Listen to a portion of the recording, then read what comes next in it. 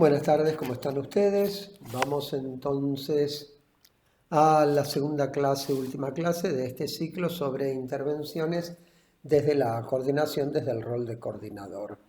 La clase pasada hice una introducción general a este tema. Traté de movida nomás de deshacer un malentendido que suele estar presente, y es que coordinar significa aplicar una serie de recursos, para lo cual hay como un recetario, una especie de vademecum de intervenciones. Esto no es así de ninguna manera. Hay intervenciones, están en el material teórico que les di, yo ahora voy a trabajar algunas, pero no es una cuestión de si dicen esto, entonces yo tengo que hacer esto, y si pasa esto, tengo que decir lo otro. Eso en principio. Traté de ubicar la coordinación, el rol coordinador, dentro de categorías más amplias. La psicología social, el ECRO, la teoría del grupo operativo, para eso creo que los mandé a que releyeran historia de la técnica de los grupos operativos, la cuestión de la técnica, técnica como procedimiento, como hacer, como instrumentos de los cuales uno dispone. La técnica es el qué hacer. Y finalmente el rol coordinador dentro de todo eso. Dije también que había una relación dialéctica entre coordinación y encuadre.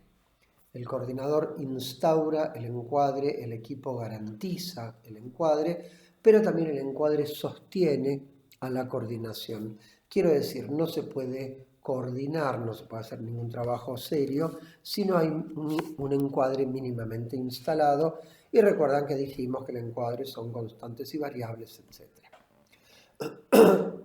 Pero después le dediqué tiempo a una cuestión, que es la siguiente. Cuando hay una intervención, cualquiera sea, es porque se tomó internamente una decisión. A veces esa decisión es consciente, yo digo, voy a intervenir ahora, voy a decir esto, voy a apuntar a tal otra cosa. En otros momentos la intervención responde a una decisión más preconsciente, es decir, no lo pienso verdaderamente en ese momento, sino que en ese momento se me ocurre algo para decir y lo digo. De todos modos, cuando se revisa en un segundo momento, en una segunda instancia, que es la supervisión o la relectura de la crónica, cuando se revisa la reunión y las intervenciones, se puede, por supuesto, indagar con quien haya coordinado, se puede indagar los motivos que tuvo para intervenir. Recuerden ustedes que había dicho que toda intervención, lo sepa uno o no, responde a 5 preguntas. ¿Qué, cuándo, cómo, por qué y para qué? ¿Qué digo cuando lo digo, cómo lo digo, por qué lo digo, para qué lo digo? ¿Sí? No es que en el momento, una vez más, yo me pongo a pensar, bueno, digo esto ahora y de tal manera, por esto y por lo otro. No es tan consciente, insisto, es más preconsciente. A veces uno dice cosas que la verdad que aún después, poniéndose a pensarlas, dice de dónde salió. Esto no quiere decir que esté bien o mal. Una intervención muy pensada puede estar mal, y una intervención que se me ocurrió, lo dije porque se me cruzó, puede ser muy correcta y puede dar muy justamente en el punto.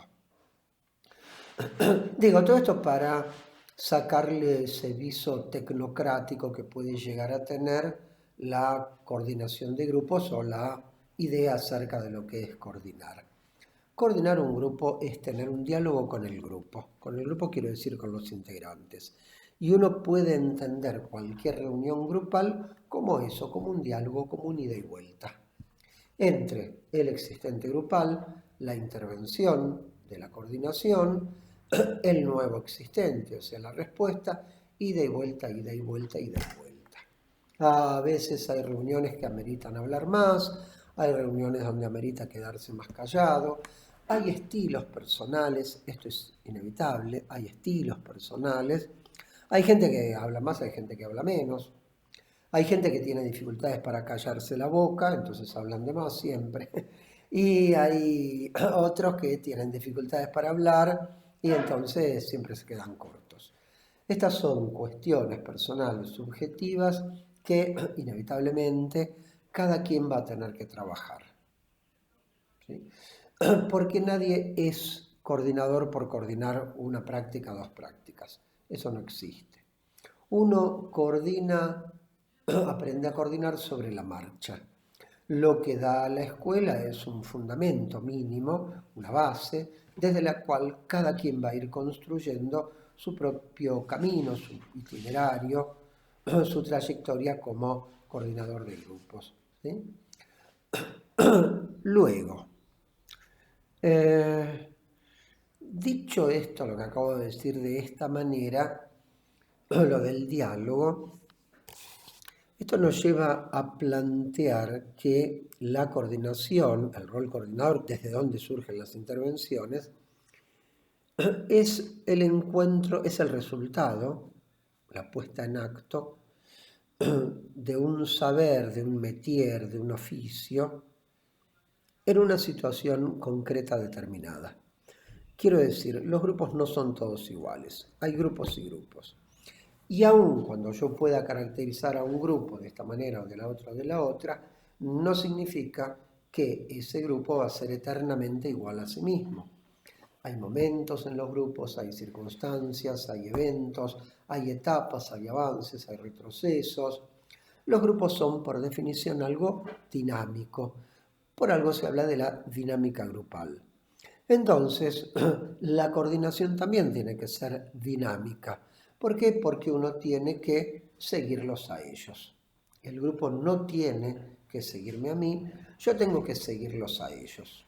No en el sentido de que ellos me vayan a dar órdenes a mí, pero sí yo los tengo que salir a buscar a ver dónde andan, ¿sí? Para usar una comparación. Entonces, vamos a plantear una relación entre dos polos que es coordinación y grupo.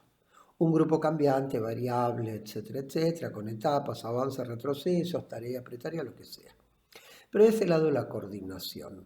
Ahora no es simplemente coordinador grupo, porque del lado del coordinador también la cosa es compleja. Y en la coordinación vamos a encontrarlos como mínimo con dos factores. Uno tiene que ver con la teoría, con el ecro que cada quien maneje. No todos los que trabajamos con grupos tenemos la misma teoría. Hay pillonianos, hay gestálticos, hay psicodramatistas morenianos, hay psicoanalistas bionianos, caesianos, hay, qué sé yo, hay de todo. ¿Sí? Pero bueno, cada uno tiene una cierta posición teórica, una teoría, un ecro, quedémonos en el nuestro. Desde nuestro ecro se supone que todos tenemos más o menos la misma orientación, el mismo enfoque. Obviamente, cuanto más maneje yo ese ecro, esa teoría, esos textos, Pichon, Bion, la fantasmática, transferencia, etc., cuanto más aceitado tenga yo ese cuerpo conceptual, más riqueza voy a poder encontrar en el grupo. Si yo sé una o dos cosas nada más, lo único que voy a encontrar en un grupo es eso que yo sé. Y eso que yo sé es lo único que está en el grupo, no, hay mil cosas más. ¿Qué pasan con eso? No las veo. Simplemente no las veo. ¿Por qué? Porque no tengo con qué verlas. ¿Sí? Entonces, coordinar o coordinar bien supone que uno tiene que haberse tomado el trabajo de estudiar los textos, los autores, los temas importantes. ¿Sí? Cuanto más sabe uno, más herramientas teóricas tiene. Cuanto menos sabe uno, más queda, digamos, encomendado a la intuición, que está muy buena la intuición, o sea, eso de que uno saca las cosas así, pero no puede ser todo así, siempre así. ¿Se entiende esto? ¿Por qué? Porque una vez la voy a pegar, 2, 3, pero 30 me voy a equivocar. Entonces, Una coordinación sólida, segura, supone alguien que se haya sentado a leer, que haya estudiado todo lo pertinente a la psicología social, la teoría de los grupos operativos, vectores del Cohen, etc., y a las cuestiones técnicas, que es esto que estamos viendo ahora, ¿sí? La teoría nos unifica. Quiero decir, todos los que estamos dentro de una mirada pilloniana, en el trabajo con grupos, vamos a tener, por supuesto, comprensiones que van a ser parecidas, que van a ser semejantes, porque manejamos el mismo cuerpo teórico. Ojo que lo que está ahí afuera hay que interpretarlo.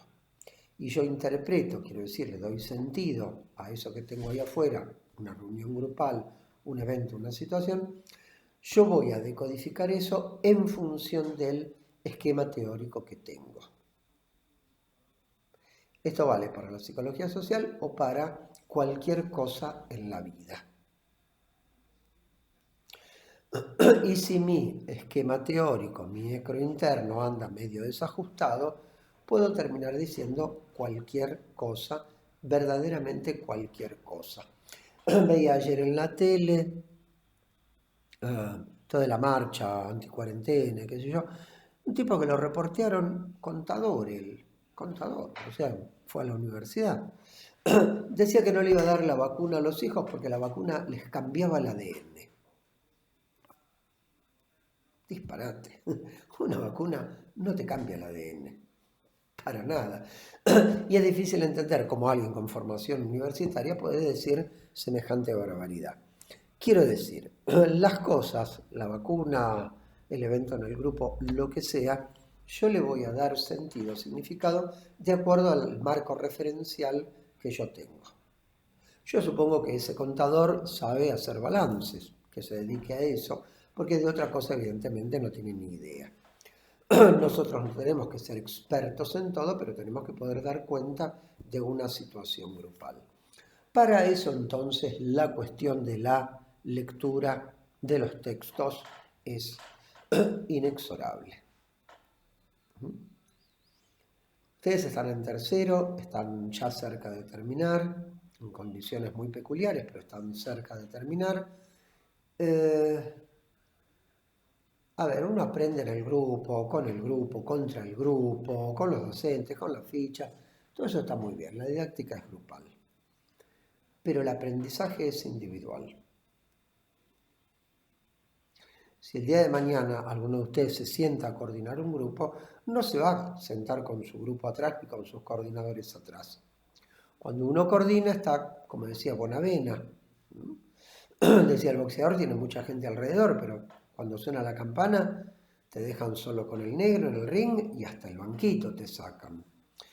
Y es cierto, uno va a coordinar solo. ¿Qué quiere decir solo? Con lo que uno tiene. Entonces, algo en lo cual insistimos, yo seguramente y otros más, desde el primer momento de primer año, la necesidad de leer, la lectura.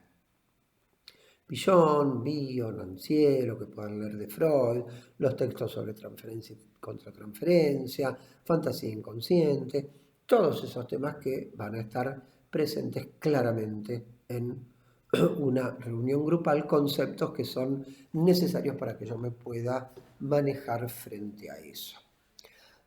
Ahora, como les decía, la teoría nos unifica, porque todos los que estamos acá manejamos la misma teoría, con desniveles por supuesto, ¿no? Pero bueno, digamos. Pero después, en la coordinación hay otro factor que pesa también y mucho, que ya no es la teoría, el conocimiento, la experiencia, por supuesto, sino que ya tiene mucho más que ver con el factor personal, con la subjetividad de cada quien. Cuando uno estudia, cuando uno se forma, suele tener modelos. Entonces todos decimos, yo quiero coordinar como fulanito, menganito, sutanito.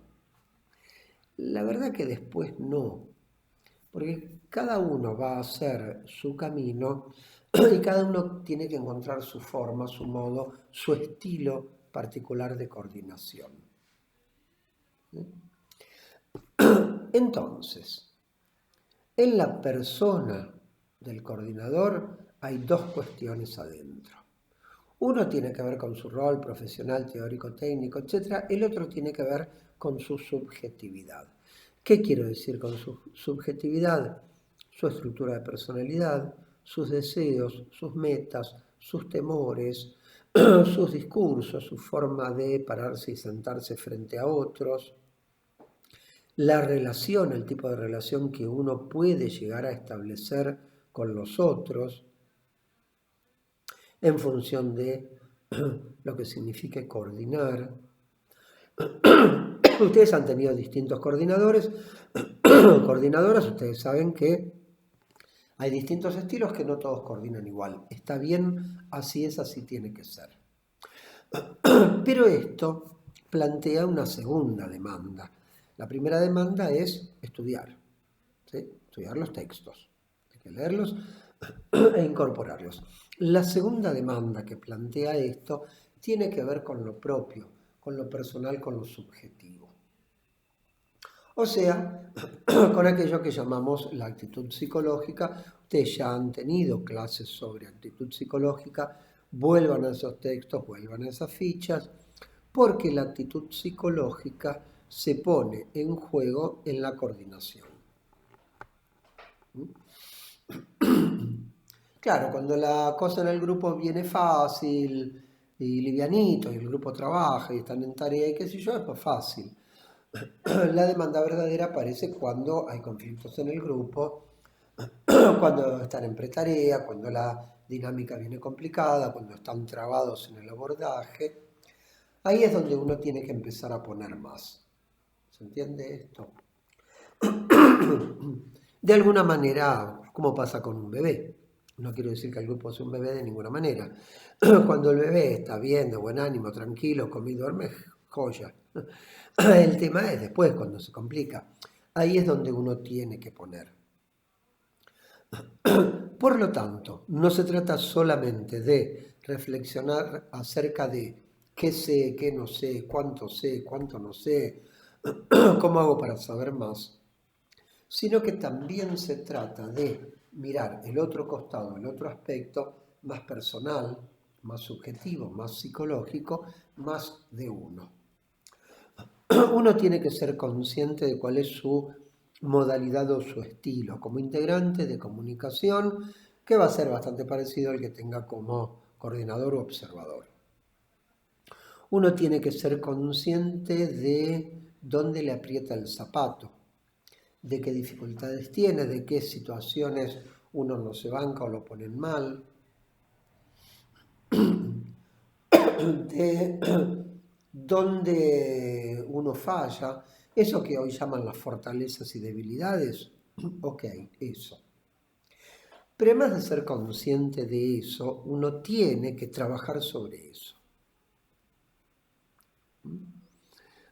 Porque uno no elige los grupos con los que trabaja.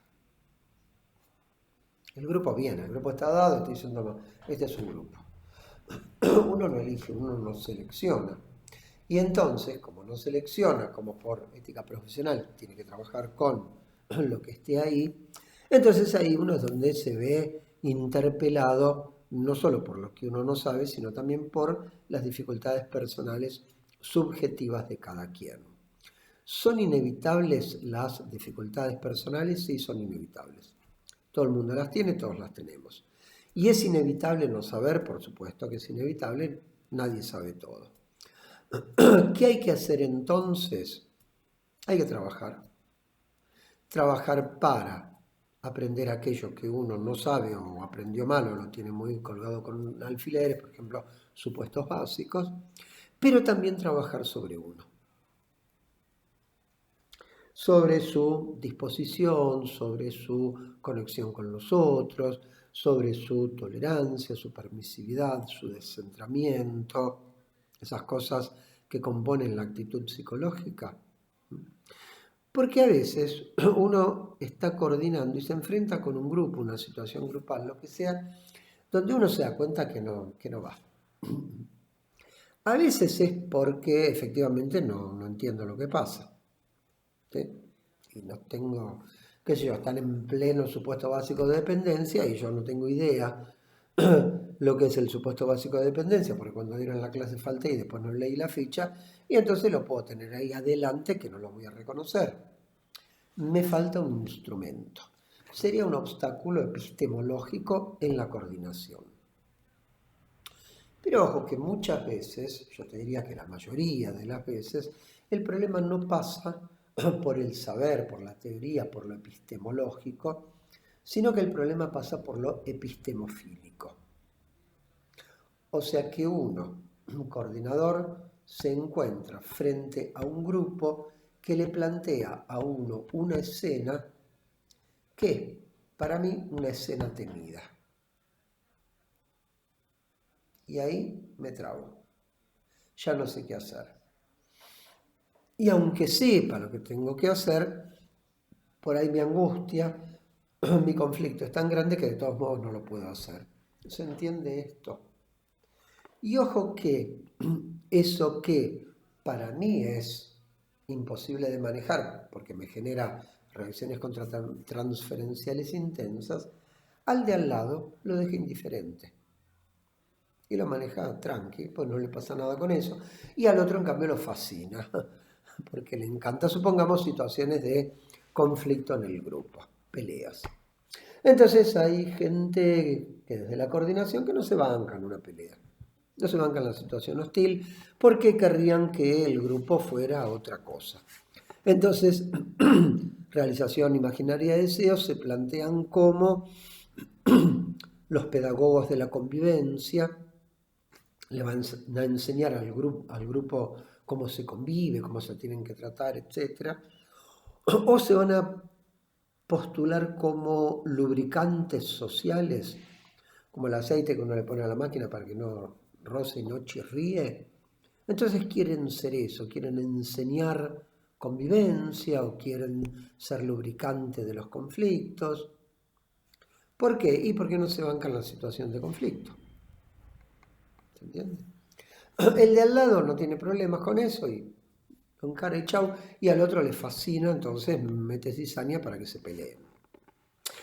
Porque tiene la idea de que el coordinador tiene que hacer surgir eso que está latente en el grupo, y entonces la gente tiene que decirse las cosas en la cara y no tienen que tener miedo, y entonces promueven los enfrentamientos. ¿Se entiende? Con lo cual están tomando al grupo como un escenario donde realizar la escena interna imaginaria deseada de cada quien. O, primer ejemplo, donde tratan a toda costa de impedir que se forme en ese escenario que es el grupo, esa escena interna imaginaria temida con la cual no pueden hacer nada. ¿Se comprende esto? Todo esto tiene que ver, por supuesto, con el concepto de transferencia y de fantasía, que operan transferencias y fantasías no solamente en ellos, en el grupo, entre ellos y conmigo, sino que también transferencias y fantasías operan adentro mío, en relación a mí mismo, a mi rol y también en referencia a ellos, al grupo. ¿Se comprende esto que estoy diciendo? Todo esto es lo que tiene que ver con la subjetividad de cada quien. Todo esto opera, todo esto puede ser un obstáculo, a veces lo es, y todo esto también puede ser algo que, ¿cómo decirlo?, agudice mi sensibilidad. Y entonces yo pueda entender mejor algo que está pasando porque lo puedo comprender vivencialmente. Esta sería, por supuesto, la mejor opción, ¿no? Donde yo tomo lo que está pasando, lo paso por mi registro interno, no me quedo pegado en eso, entiendo, comprendo esa situación, desde ahí la teoría me permite terminar de decodificar eso y puedo yo entonces intervenir de manera correcta, de manera operativa. ¿Se entiende esto que estoy diciendo? Uno no es una computadora que hace cálculos, uno no es una máquina. Es una persona y como persona va a sentir y entonces lo que yo pienso se va a articular de una u otra manera con lo que yo siento. ¿Sí? Y estos dos aspectos, la teoría y el sentir, van a jugar permanentemente adentro mía. Sería largo hablar de transferencia y contratransferencia desde el rol coordinador, pero lo quiero dejar señalado, lo quiero dejar marcado. Vamos entonces a analizar, a abordar ahora algunas intervenciones pertinentes, específicas desde la coordinación. Si ustedes leyeron las fichas, las guías temáticas que hizo Nancy, que por supuesto las tienen que haber leído, si las leyeron las releen, si no las leyeron léanlas, van a ver que ella ahí menciona distintos tipos de intervenciones.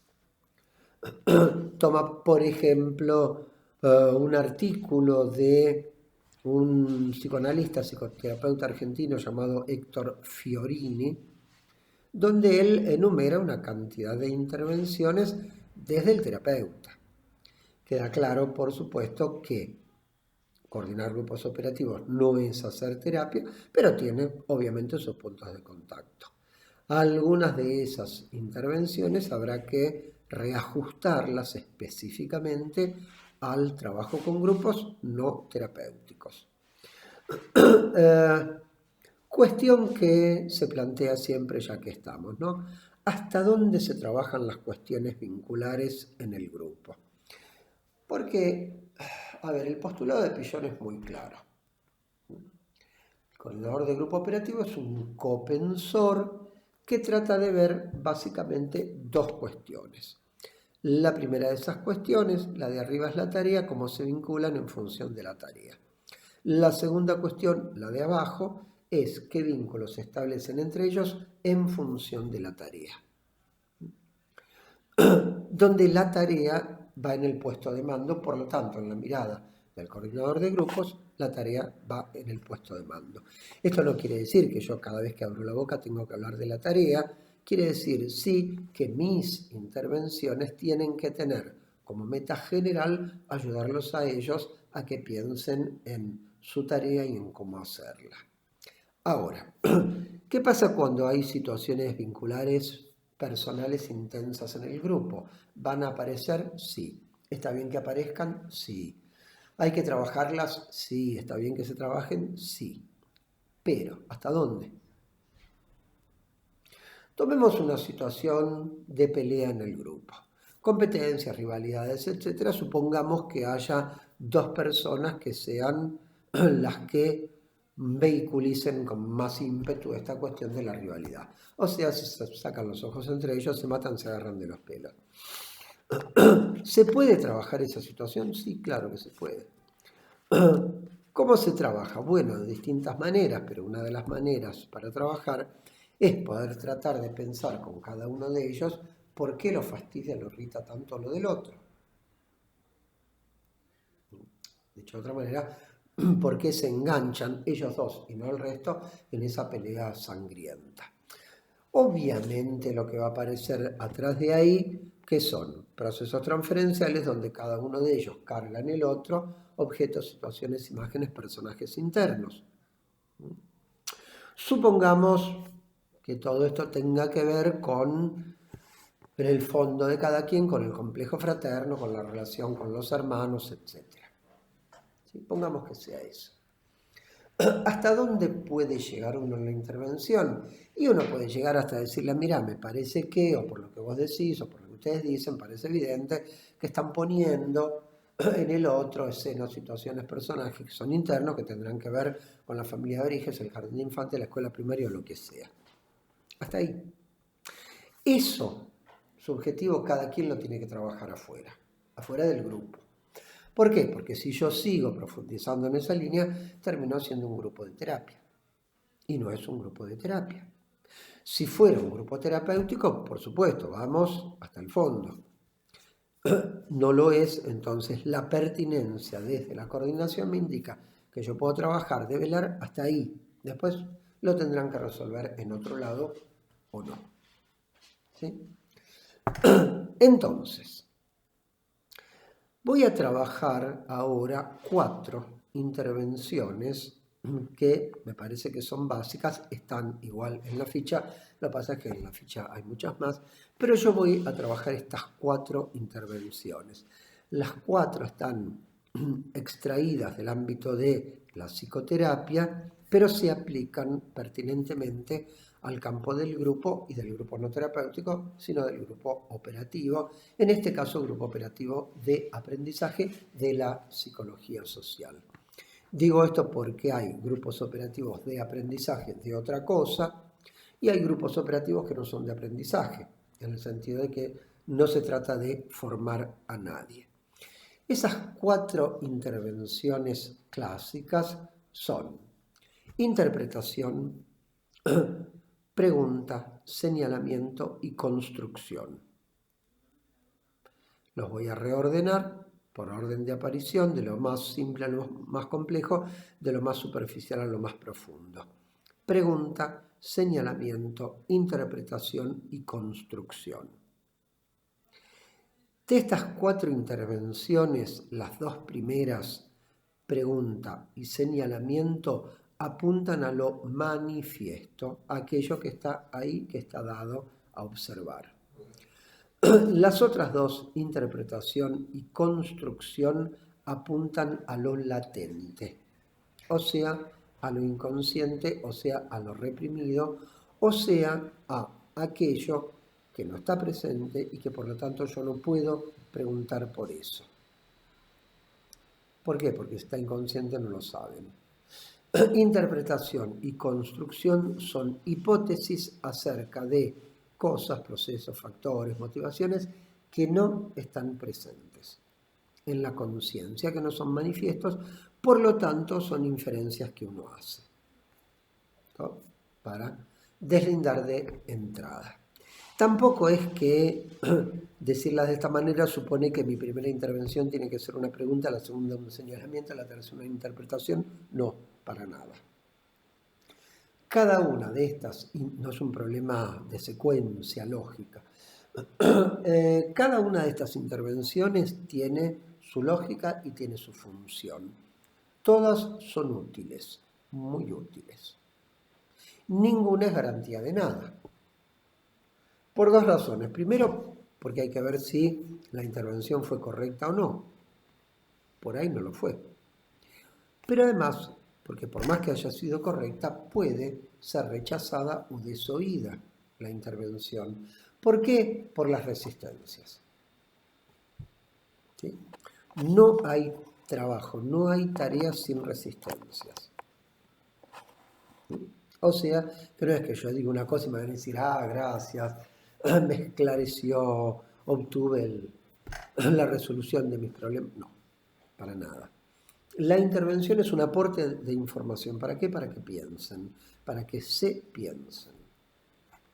El copensor de nuevo. Veamos entonces estas intervenciones de a una. En primer lugar, la pregunta. Que quede claro, nosotros somos seres simbólicos,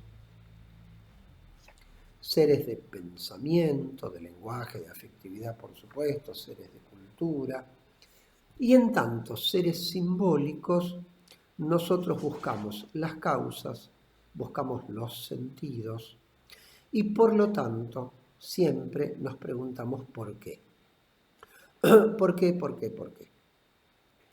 ¿Sí? Eso es una pregunta.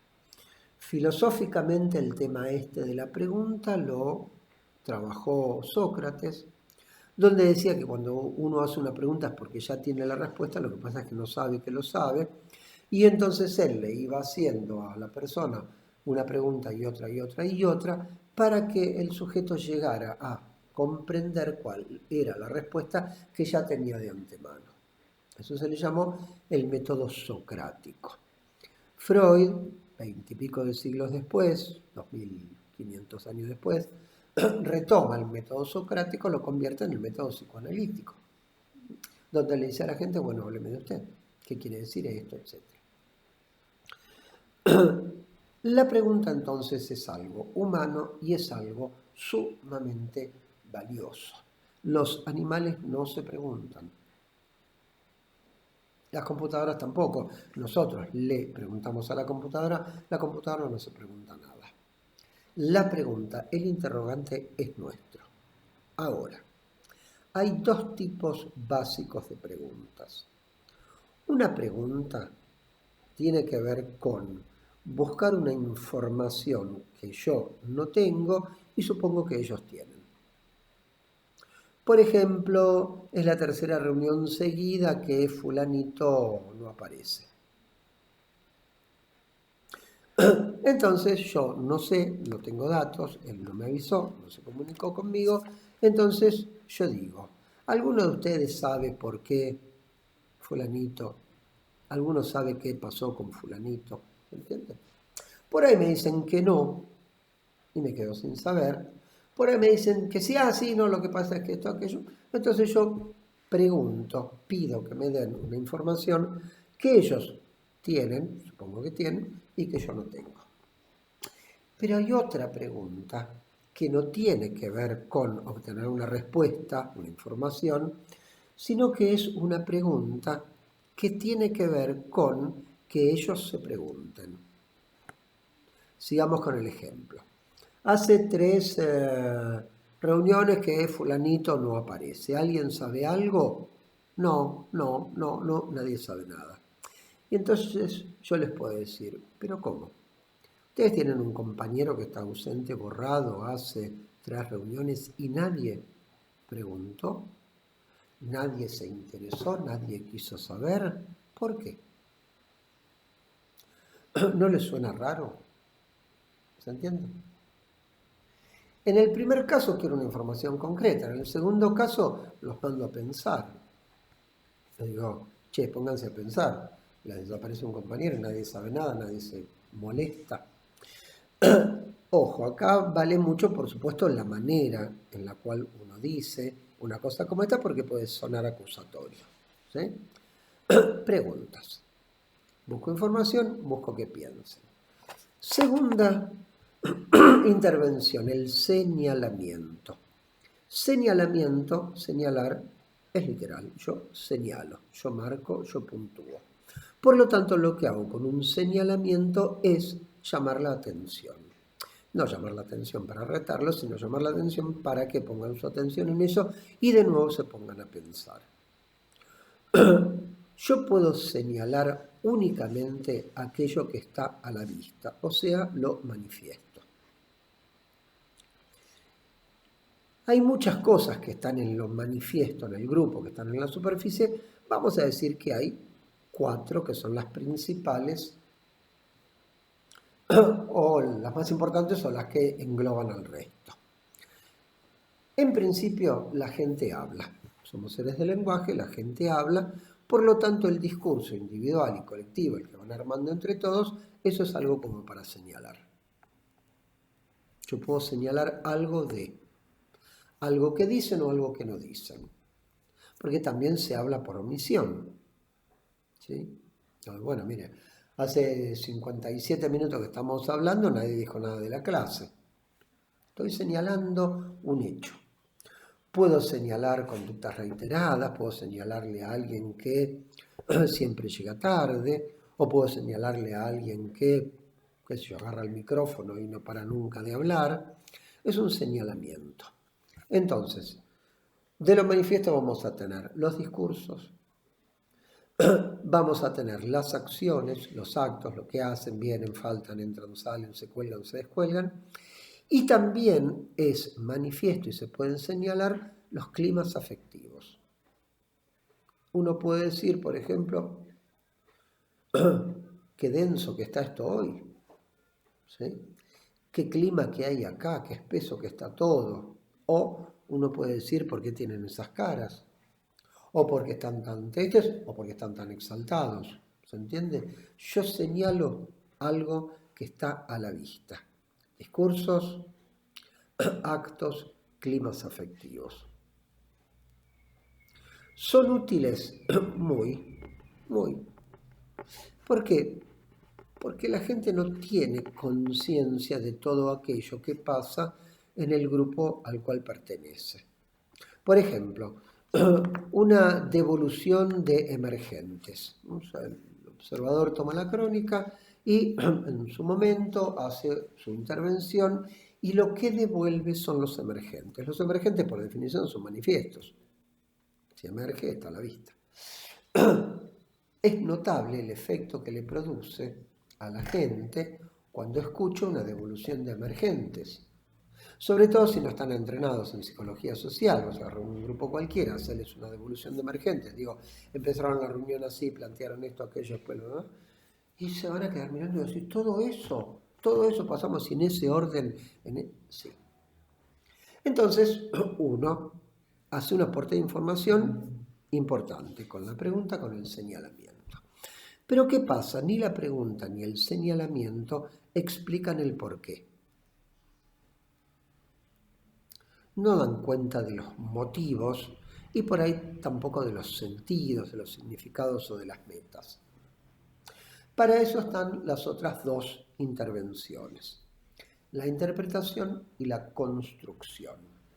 Interpretar, este es un término que viene directamente de Freud, su gran obra es La interpretación de los sueños.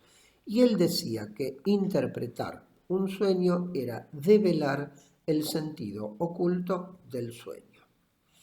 Por lo tanto, interpretar cualquier cosa es encontrar el sentido oculto de algo. Cuando yo interpreto, ya no voy solamente al qué, sino que voy al por qué o al para qué. De lo de ellos, de lo que está pasando. Entonces yo digo, sigamos con el ejemplo del principio, ¿no? A ver, hace 3 semanas que fulanito no aparece y nadie sabe nada. Tal vez eso sea porque ustedes quedaron muy disgustados, enojados, hubo mucho problema con él la última vez que vino, entonces parece que le han hecho un vacío a su alrededor, silencian o lo ignoran. ¿Se entiende? Ya ahí estoy dando una explicación, estoy diciendo, ignoran su ausencia porque están enojados, porque se lo quieren sacar de encima, porque le tienen miedo, porque lo que contó fue tan conmovedor que los paralizó y prefieren hablar de otra cosa, porque tienen mucho temor, les da mucha angustia meterse en ese tema que planteó. ¿Se entiende esto que estoy diciendo? Pero ya en la interpretación yo estoy explicando. La interpretación explica por qué pasa algo, qué sentido tiene, a dónde apunta eso. El señalamiento señala eso. La interpretación viene de abajo. Trato de develar, de hacer surgir eso que estaba latente o reprimido, eso que era desconocido para la conciencia de ellos. La interpretación es tentadora y también da miedo. Tentadora, ¿viste? Hay algunos que se largan en un furor interpretando y si interpretan todo, no se puede interpretar todo, no tiene sentido. Y otros, en cambio, se paralizan.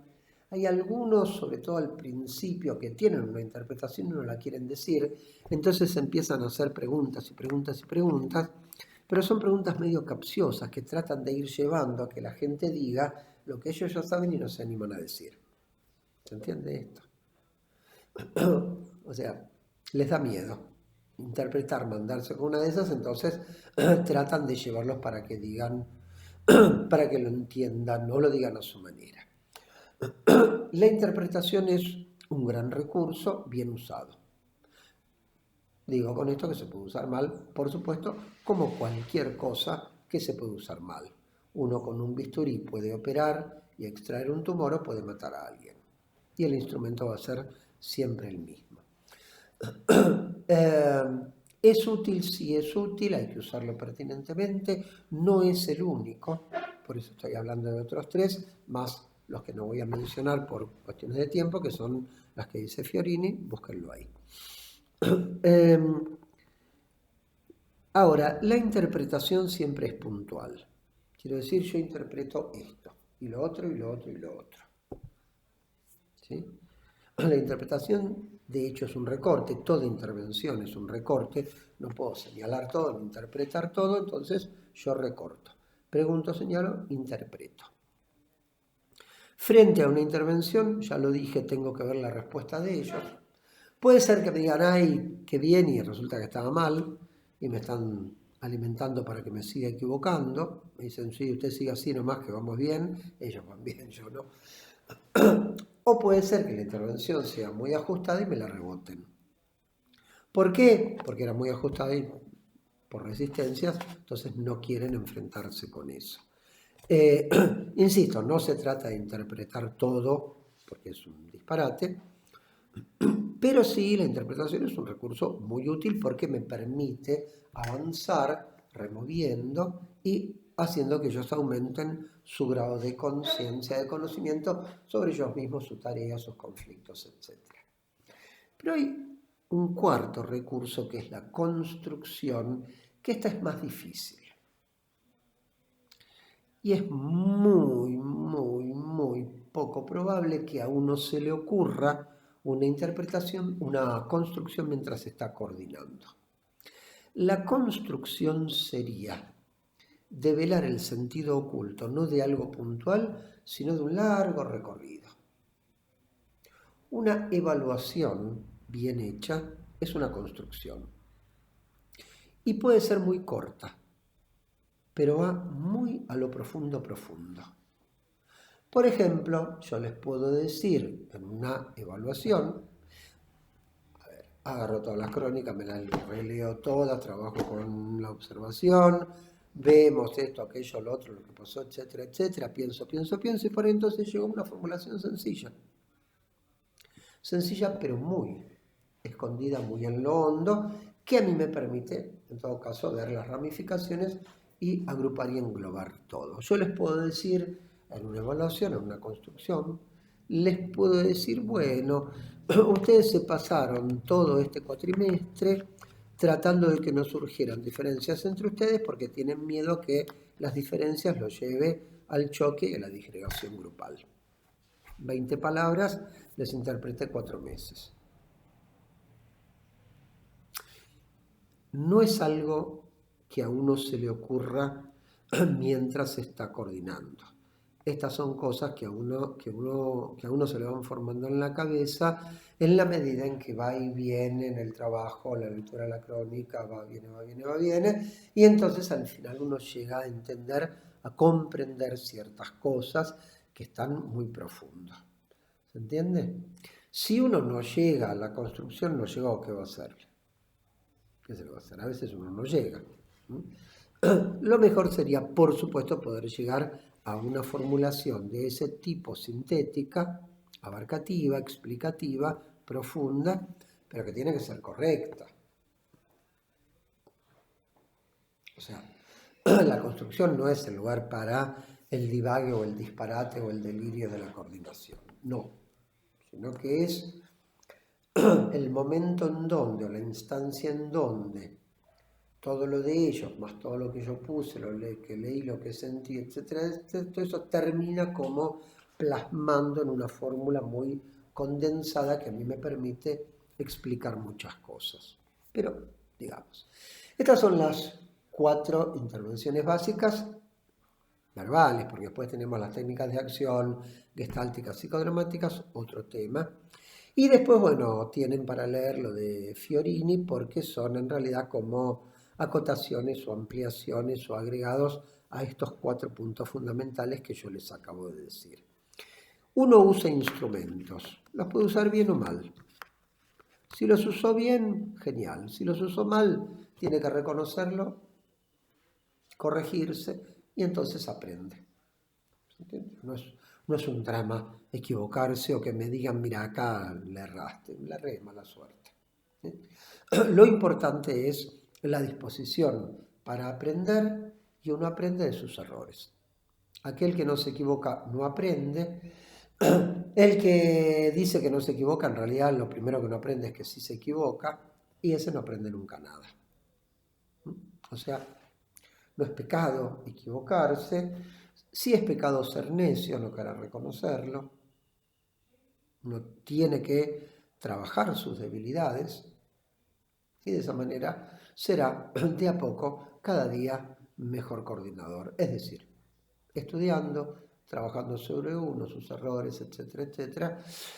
Y entender, por supuesto, que este grupo que tengo hoy es este. Mañana voy a tener otro distinto que me va a plantear otras demandas diferentes, pero bueno, esa es la riqueza de la coordinación. Bien, hasta acá entonces.